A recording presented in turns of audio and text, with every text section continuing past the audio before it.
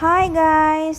ඔන්න ඉතින් උදේ පාන්දරම හැරලා නාලා කොණ්ඩෙත් වේලගෙන මේ යන්න හදන්නේ චුට්ටක් දිග ට්‍රිප් එකක්. මේ වෙලාව පාන්දර 2ට විතර ඇති. ඉතින් මේ වෙලාව උදේ මම නාලා කොණ්ඩේ වේලන ගමන් තමයි දැන් ඉන්නේ.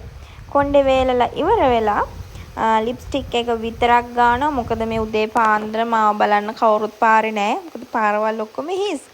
ඒ නිසා ලිප්ස්ටික් එක විතරක් ගාලා අපි දැන් යන්න හදන්නේ කොහෙද කියලා කිව්වොත් අපි යන්න හදන්නේ කතරගමට. ඉතින් මම කතරගම යන්න අවුරුදු 4කට පස්සේ මොකද අපේ ගෙදර බව්වෙක් හිටියා. යා නිසා මට අවුරුදු 2ක් යන්න බැරි වුණා. ඒ අවදාලා මම කොහෙවත් ගියේ නෑ.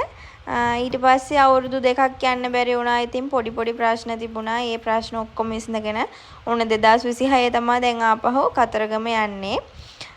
කතරගම නොගියට අපි අනිත් තැන්වල ගියා. අපි දැන් මේ කතරගම ගිහිල්ලා තව තැන් දෙක තුනකට යන්න ඉන්නවා. ඒ තැන්වල මම ගියා. ඉතින් මේ උදේ 2:45යි අපි මේ ගෙදරින් පිටත් වෙලා මේ ගේ ළඟින් තාම යන ගමන් අපි දෙන්න කතා වුණා අපි හයිවේ දාන්නේ නැහැ කියලා. මොකද හයිවේ දැම්මොත් පාන්දර නිසා අපිට නිින්ද යන්න පුළුවන්. ඒ නිසා අපි හයිවේ දාන්නේ නැතුව ගාලු පාරේ තමයි යන්න හදන්නේ. වීඩියෝ එක පොඩ්ඩක් සමහර කොටස් ස්පීඩ් කරලා තියෙනවා. මොකද ගොඩක් දිග තියෙන ඉතින් වාහනේ යන වීඩියෝස් තමයි ගොඩක්ම තියෙන්නේ. ඉතින් ඒක බලලා ඕගොල්ලන්ටත් බෝරින් වෙයිනේ. ඒ නිසා ස්පීඩ් කරලා තියෙන වීඩියෝ එක. මෙතන කළුතර බෝධිය ළඟ අපි පඳුරු දාන්න නැවැත්තුවා. මෙතනදී වැස්ස පටන් ගත්ත පාර කොහොම හරි ගාල්ල කිට්ටු වෙනකම්ම එක දිගටම වැස්සා. සමහර තැන්වලට පාර පේන්නේ නැති ගානට වැස්සේ. සමහර තැන්වලට ලාවට පොදයක් වගේ තමයි ගියේ. ඉතින් අපි මෙතන පඳුරු දාලා අපි ආපහු ගමන යන්න පිටත් වුණා.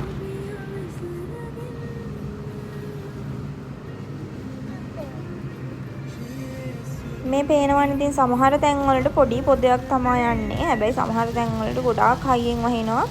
පාර මේ පැත්ත මේ පැත්ත පේන්නේ නැහැ. ඒ තරම් ලොකු ඇස්සක් ආව උදේ පාන්දර නිසා වෙන්නේ නැති සමහර විට. කොහොමත් මේ මාසේ චුට්ටක් වැස්ස තියෙනවනේ. ඉතින් අපි වැස්සේ නිසා ගාලු පාරෙන් ගිය නිසා අපිට කතරගමට යනකොට පැය 6ක් වගේ ගිහිල්ලා තිබුණා. වෙනදා නම් අපි පැය 3න් 3යි කාලෙන් වගේ කොහොමත් කතරගමට යනවා. ඉතින් මේ පාරේ එහෙම බැරි වුණා. අපි දෙන්නට පොඩ්ඩක් නිදිමත වගේ ඇවිල්ලා අපි නවත්තලා නෙස්කැෆේ එකක් බීලා දැන් ආපහු ගමන යන්න හදන්නේ. මේ පේනවනේ මගේ මූණ උදේ පාන්දර මම මෙහෙම අවදි වෙන කෙනෙක් නෙවෙයි. මොකද මම මෙහෙම හිටියට මිග්‍රේන් කාරේ. ඉතින් දැන් නම් එළිය වැටලා තියෙන චුට්ටක් මේ වෙලාව 5:40ට වගේ ඇති. ඒ ඕනාට ලස්සනට ඉර පායලා තියෙනවා.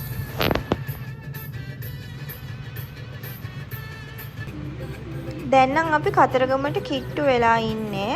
තව පොඩි දුරක් වගේ තමයි අපිට යන්න තියෙන්නේ. ලොකු දුරක් යන්න නැහැ. ඉතින් අපි එද්දි හිතාගෙන ඉන්නේ වෙන පාරකින්. මොකද අපි වෙනත් ගමනක් යන්න ඉන්නවනේ. ඔයාලට ඒකත් මම ඉස්සරහට කියන්නම්කෝ. ඉතින් මේ වෙලාවේ මාර බඩගින්නකින් හිටියේ. අපිට කන්න තැනක් මේ පාරේ සෙට් උනේ නැහැ. අපි දිගටම ඉතින් ගියා.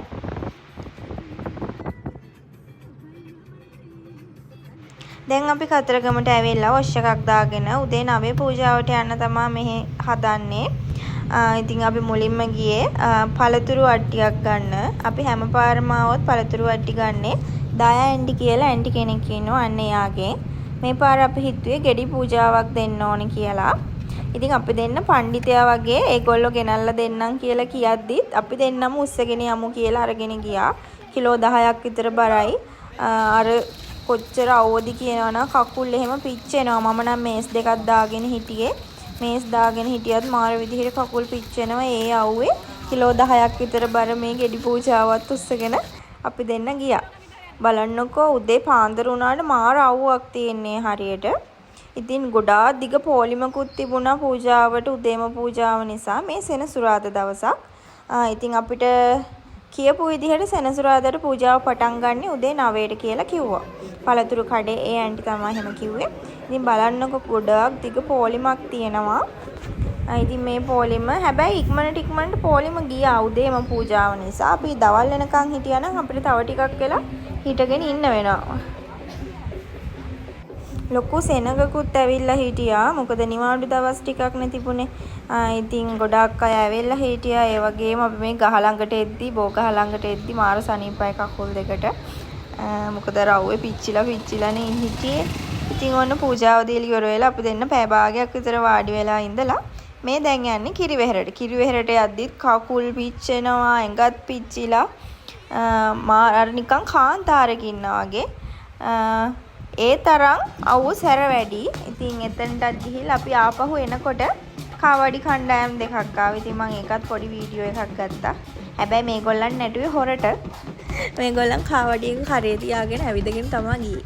ගොඩක් අය කාවඩි නැටුවේ නැහැ.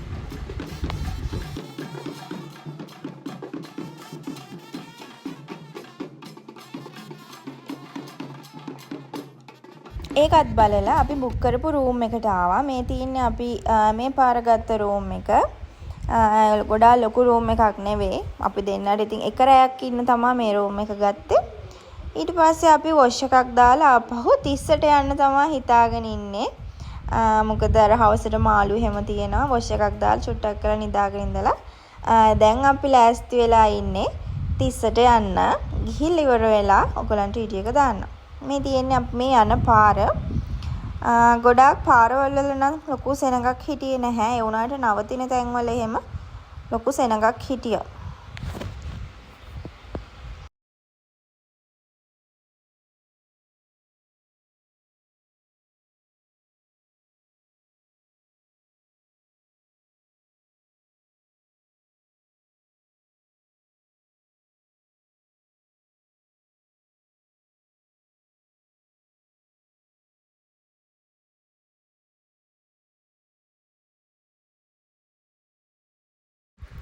ඔන්න ඉතින් අපි වැව ළඟටත් ඇවිල්ලා මාළුත් කාලා අයිස්ක්‍රීම් දෙකකුත් අරගෙන අපි දෙන්නත් එක කාලා චුට්ටක් වෙලා ඉඳලා ආපහු රූම් එකට ගියා. මේ වෙලාව හවස 4:00ට 5ට වගේ ඇති. ඉතින් ආපහු රූම් එකට ගිහිල්ලා අපි චුට්ටක් වෙලා ඇලවිලි හිටියර අවුවේ ඇවිදපු එකයි උදේ පාන්දර අවදි වුණ නිසායි චුට්ටක් විතර ඔළුවේ කැක්කමකුත් තිබුණා. මේ ඇවිල්ලා පහෝදා උදේ අපි දැන් යන්න තමයි හදන්නේ. ඉතින් බලමුකෝ අපි කොහෙද යන්නේ කියලා. අපි දැන් යන්න හදන්නේ බුත්තල හරහා. අපේ යාළුවෙකුත් ඉන්නවනේ පාරේ හැමදාම. එතනින් යනකොට හැමෝටම හම්බ වෙනවා ඒ යාළුවව. ඉතින් ඒ යාළුවත් ඔයාලට බලා ගන්න පුළුවන්. ඉතින් අපි නම් මාර බයෙන් ගියේ මෙතනින්. එයා කොයි වෙලේ අපේ පැත්තට හැරෙයිද කියලා අපි දෙන්න මාර බයකින් හිටියේ. එයා අනිත් පැත්තට හැරුණ ගමන් අපි ඉක්මනටම රේස් කරලා එතනින් ගියා.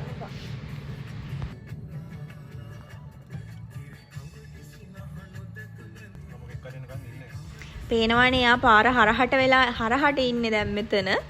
අපිට දැන් කරගන්න දෙයක් නැතුව අපිට අපේ පිටිපස්සෙන් තව බයික් එකකුත් තිබුණා. මේ අලියට එහා පැත්තෙන් තව 3 wheel එකක් තිබුණා. ඒක අනිත් පැත්තට ආපහු හරව ගත්තා. ඉතින් එයා අනිත් පැත්තට හැරෙනකන් ඉඳලා අපි ඉක්මනටම මෙතනින් ගියා. මේ අපි යන්නේ බොරලන්ද පාරේ. පාර නම් චුට්ටක් අබලන්. මම දැන් අවුරුදු 4කට කලින් තමයි මේ පාරේ ගියේ. ඒ විදියටම තාමත් මේ පාර තියෙනවා. ඊට වඩා චුට්ටක් අබලන් වෙලා අර දිට්වා සුලිකුණාටු ආව නිසා තව ටිකක් පාර කැඩිලාද කියලා හිතනවා මට.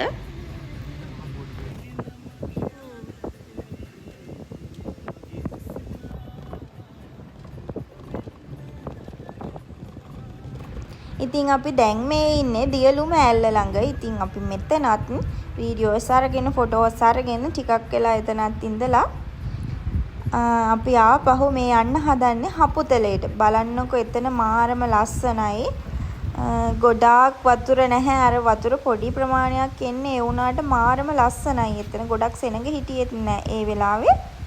ඉතින් අපි එතන ඉඳලත් වීඩියෝස් ෆොටෝස් අරගෙන ඉක්මනටම යන්න පිටත් වුණා. මොකද අපි හපුතලයට ගිහිල්ලා නුවරඑළියට ගිහිල්ලා ආපහු ගෙදර එන්නත් ඕන නිසා. මේ ඉන්නේ ඉතින් අහිංසක මම. මෙතන මාර ලස්සනයි. පාරෙන් එහා පැත්තට ගියාම නිකන් අර මීදුම එනවා වගේ මාර ෆ්‍රෙෂ් ලුක් එකක් එනවා එතෙන්ට ගියාම.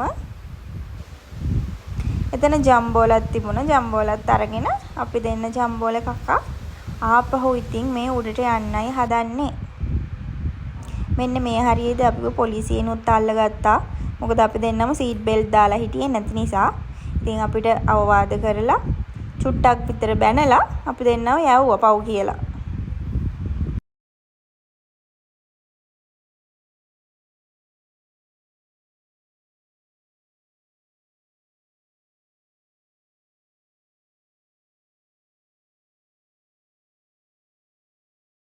මේ පරිසරයේදී මම මාර ආසයි. මොකද මේ මාර මයින්ඩ් රිලැක්සින් එකක් තියෙනවා මේ වගේ තැනකට ආවම.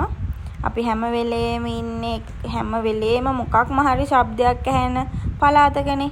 ඉතින් මේ වගේ තැනකට ආවම ගොඩාක්ම අපේ මයින්ඩ් රිලැක්ස් කරගන්න පුළුවන්. ඉතින් විශේෂයෙන් කියන්න ඕන මගේ මේ YouTube channel එකට මම වීඩියෝ එකක් දාන්නේ 2024න් පස්සේ මේ අද තමයි. ඉතින් අවුරුද්දක් විතර වීඩියෝ එකක් දැම්මේ නැහැ. ඊට කලින් ලොකුවට වීඩියෝ කරලා තිබුණෙත් නැහැ. හැබැයි මං හිතුවා ආපහු දිගටම වීඩියෝස් දාන්න පටන් ගන්නවා කියලා. ඉතින් අපි දැන් මේ යන්නේ හපුතලයට තමයි. ඒ යන පාරත් මාර ලස්සනයි. ගස් කොළන් වලින් වට වෙලා මාරම ලස්සනයි. ඈතින් හපුතලේ පේනකොට මාර හැඟීමක් දැනෙන්නේ. මොකද අර මීදුම එහෙම කඳු වලට මුවා වෙලා තියෙනකොට මාරම ලස්සනයි. දැන් අපි ඉන්නේ හපුතලේ. ඉතින් මීදුම තාම පාරට ඇවිත් තිබුණේ නැහැ. හැබැයි එනින් ගමන් තිබුණේ. මේ ඕගොල්ලන්ට පේනවා ඇති. ඈතින් සුදු පාටට පාරවල් වැහෙන්න ඔන්න මෙන්න වගේ තමයි තියෙන්නේ. තව චුට්ටක් හවස් වුණාම මේ පාරවල් වැහෙන්නම මීදුම තියෙනවා. මේ ඉන්නේ අපේ ලොකු බොස්.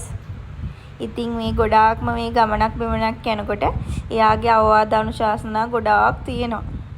මොකද එයා ඩ්‍රයිව් කරන වෙලාවට මං එයාට උපදෙස් දෙන්න යනවානේ.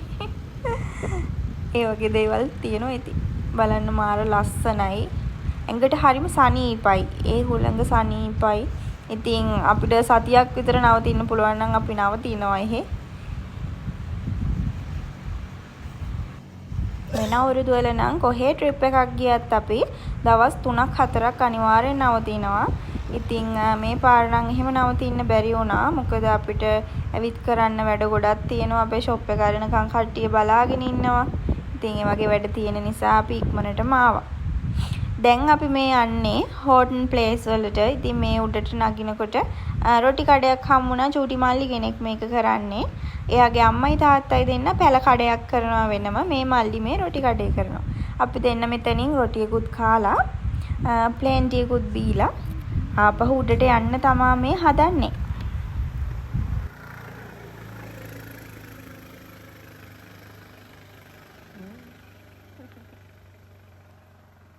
මේ රොටිය කන්න අපිට දීලා තිබුණේ හතු කරි එකක්. ඉතින් ඒක චුට්ටක් සැරයි.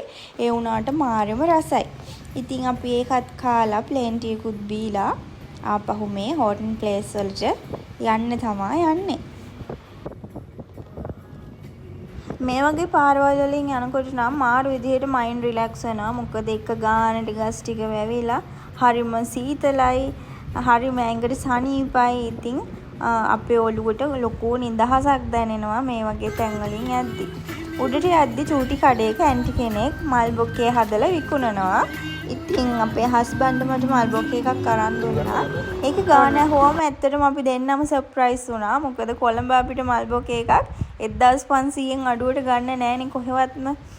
ඉතින් මේ මල් බොක්කේ එක උන්නේ රුපියල් 150ක්. ඉතින් මම දැන් ගෙදර ඇවිල්ලා දවස් 2ක් වෙනවා මේ වොයිස් එක කරනකොට. තාමත් ෆ්‍රෙෂ් පිට ඒ විදිහටම තියෙනවා.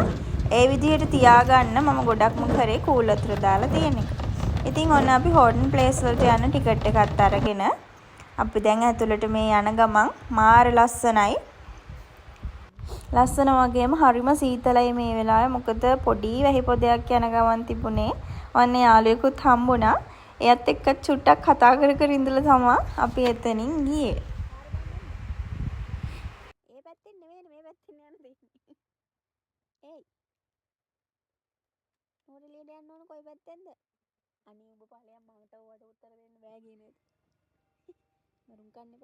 එයාව පාස් කරලා චුට්ටක් ඉස්සරහට යනකොට ඔන්න එයාගේ වර්ගෙම තවත් කට්ටියක් හිටියා. ඉතින් මේ වෙලාවේ අපි ලෝකාන්තේ බලන්න ඇතුළට ඇවිදගෙන ගියේ නැහැ. මොකද වහිනවා හවස මේ වෙලාවේ. දැන් 3:40 වගේ ඇති වෙලාව. අපි නුවරඑළියට යන්නත් ඕන නිසා අපි ඇතුළට ගියේ නැහැ. ඔන්න ඉතින් දැන් අපි නුවරඑළියට ඇවිත් ඉන්නේ. දැන් වෙලාව 5:40ට වගේ ඇති. මේ වෙලාවේ මගේ ෆෝන් එකේ බැටරි ලෝ වෙලා ෆෝන් එක ඔෆ්. ඉතින් මේ වීඩියෝ ටික ගත්තේ iPhone X එකකින්. මොකද මගේ ෆෝන් එක charge කරගන්න විදිහක් තිබුණේ නැහැ. වාහනේට ගහන කේබල් එක මම අරන් ගිහින් තිබුණ නැති නිසා කතරගමදී charge කරගෙන ආපු ටිකෙන් තමයි කලින් වීඩියෝස් ටික ඔක්කොම ගත්තේ. iPhone වල ඉතින් කොහොමවත් බැටරි වහිනවනේ ඉක්මනට. ඉතින් අපි මෙතනත් වීඩියෝස් ෆොටෝස් අරගෙන ටිකක් වෙලා ඉඳලා අපි දෙන්න කතා වුණා අපි ඉක්මනට යන් කියලා. මොකද අපි ගෙදර එනකන් අපේ සූකිරි බලාගෙන ඉන්නවා. සූකිරි කියන්නේ අපේ පූසා. එයා අපි එනකන් බලාගෙන ඉන්නවනේ. අපි එනකොටත් ජනේලෙ ළඟට වෙලා ගේට්ටුව දිහා බලාගෙන හිටියා. ඉතින් ආව වෙලේ ඉඳලා එයාත් ප්‍රශ්න ගොඩාක් ප්‍රශ්න එයාට කෑ ගහන ඉවරයක් නැහැ. ඉතින් අපි මෙතන ඒ නිසා ගොඩාක් වෙලා හිටියේ නැහැ. චුට්ටක් වෙලා හිටියා මොකද කරවලත් වැටෙනවනේ. ඒ නිසා අපි ගෙදර එන්න පිටත් වුණා. ඔන්න පිටත් වුණ වෙලේ ඉඳලම වැස්ස. ගෙදරට එනකම් මේ වැස්ස නැවතුන්නේ නැහැ. හැම තැනදීම වැස්ස සෙට් වුණා අපිට. ඉතින් වැස්සෙම අපි ගෙදර ආවා. ඉතින් ඕගොල්ලෝ මේ වීඩියෝ එක බලලා හොඳයි නම් මේකට ලයික් කරන්න, කමෙන්ට් කරන්න, ෂෙයා කරන්නත් අමතක කරන්න එපා. ඒ වගේම මගේ YouTube channel එක subscribe කරලා තියාගන්න. ඉස්සරහට මම දිගටම වීඩියෝස් කරන නිසා. එහෙනම් වීඩියෝ එක බලපු ඔයාලට ගොඩාක් thank you. එහෙනම් අපි අදට ගිහින් එන්නම්. හැමෝටම goodbye.